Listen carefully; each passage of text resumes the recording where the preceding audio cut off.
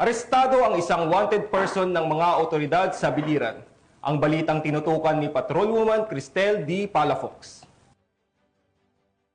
Mga otoridad ang isang lalaking wanted person sa kasong paglabag sa RA 9262 sa Barangay Poblasyon, Almeria, Biliran. Bandang alas 11:55 ng tanghali nang maresto ang akusado ng matauhan ng Almeria Municipal Police Station kasama ang Biliran Provincial Intelligence Unit sa bisa ng warrant of arrest para sa kasong paglabag sa RA 9262 o Anti-Violence Against Women and Their Children Act of 2004 na may narekomendang piyansa na 50,000 piso para sa pansamantalang kalayaan. Dinala ang akusado sa Almeria Municipal Police Station para sa kaukulang dokumentasyon at tamang disposisyon. Ang pambansang pulisya ay masigasig sa pagtupad ng kanilang tungkulin na panagutin ang mga lumalabag sa batas upang mapanatili ang kayusan, kapayapaan at seguridad ng mamamayan tungo sa isang ligtas, maunlad at disiplinadong bagong Pilipinas.